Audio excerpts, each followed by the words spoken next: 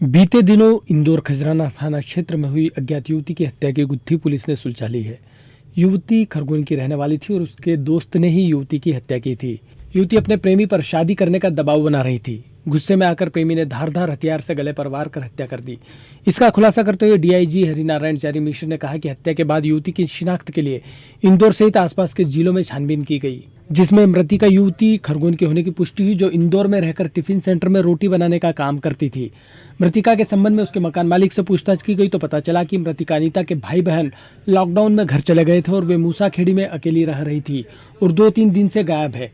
मृतिका के मकान मालिक ने बताया कि मृतिका अक्सर नरेंद्र सोनी नाम के लड़के के साथ आती जाती है।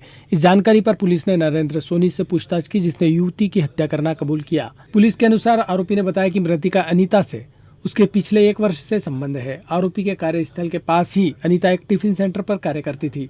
अनीता आरोपी नरेंद्र से शादी करना चाहती थी, लेकिन नरेंद्र उससे शादी नहीं करना चाहता था। लेकिन अनीता अपना बैग और सामान लेकर नरेंद्र के मकान में आ गई थी और साथ रहने के लिए दबाव बना रही थी। इसी से गुस्सा होकर आरोपी नरेंद्र ने अनीता को शाम के वक्त शहर के अलग अलग इलाकों में घुमाया और खजराना थाना क्षेत्र स्थित वाघेला फार्म हाउस वाले रास्ते पर उसकी गला काटकर हत्या कर दी। सुबह एक सनसनीखेज घटना हुई जिसमें एक अज्ञात युवती का इसमें हत्या का प्रकरण पंजीबद्ध किया गया। घटना चौंकाने वाली इसलिए थी कि वो सड़क पर एक तरफ बड़ी क्रूरता से उसकी हत्या हुई थी और इस पूरे मामले को पुलिस ने गंभीर चुनौती के रूप में लिया। इस पूरे मामले के लिए अलग अलग एडिशनल एसपी के नेतृत्व में अलग टीमें बनाई गई। इसमें लगभग 4 थाना प्रभारियों को लगाया गया। थाना प्रभारी खजराना, विजयनगर, आजाद नगर और तिलक नगर। सभी टीमों ने अलग अलग काम करना शुरू किया।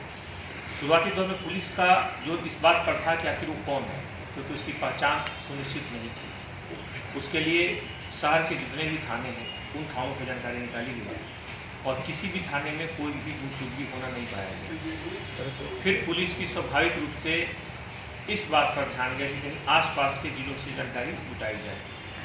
अगले दिन धार, उज्जैन जैसे जिलों से जानकारी जुटाई गई और साथ ही साथ जितने भी सीसीटीवी फुटेज हो सकते हैं या बाकी जो अन्य वैज्ञानिक जो साइंटिफिक जो तथ्य हो सकते हैं उनके आधार पर काम किया गया।